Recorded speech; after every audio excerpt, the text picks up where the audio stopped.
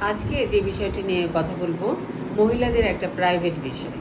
যেমন হচ্ছে অনেক মহিলারাই আমার গিয়ে এসে বলে যে ম্যাডাম, আমি যখন একটু হাঁচি কাশি ইভেন একটু উঠানামা করি, তখন দেখা যায় যে একটু করে ইউরিন লিক হয়ে যায়।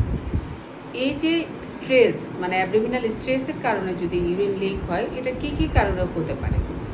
যারা নর্মাল ডেলিভারি হয়, যাদের চাইল্ড বার্থের ফলে ওই পেলভিক ফ্লোর যে মাসেলগুলো আছে, ওই মাসেলে কিন্তু ট্রমার জন্য অনেক সময় এই প্রবলেমটা অনেকে ফেস করে।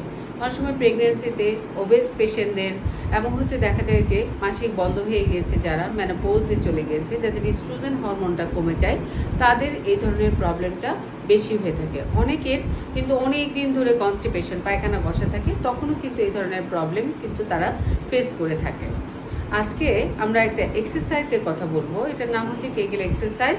এই কেগেল এক্সারসাইজ যেটা, এই এক্সারসাইজটা করলে পরে কিন্তু এই যে স্ট্রেস ইনকন্টিনেন্সটা থাকে, সেটা থেকে অনেকে কিন্তু আপনি রক্ষা পেতে পারবেন। এই এক্সারসাইজটা কি? এক্সারসাইজটা এই যে পেলভিক ফ্লোর যে মাসেলগুলো আছে, এই মাসেলগুলো একবার কন্ট্রাক্ট করবে এবং রিল্যাক্স করবে।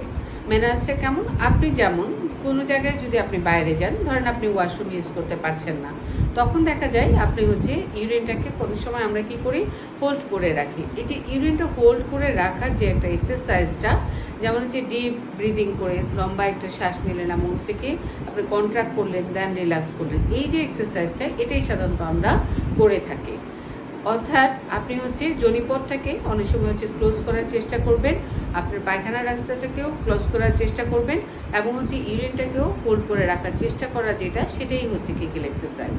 এই এক্সারসাইজ করার আগে অবশ্যই আপনি প্রস্রাব করে নেবেন এবং আপনার এই এক্সারসাইজটা দিনে 10 থেকে 15 বার করতে হবে এবং প্রতিটা এপিসোডে আপনাকে দেখা যায় যে এই যে আপনি কন্ট্রাক্ট করছেন পেলভিক ফ্লোর মাসেলকে 10 সেকেন্ড পর্যন্ত করবেন এবং দেন রিল্যাক্স করবেন।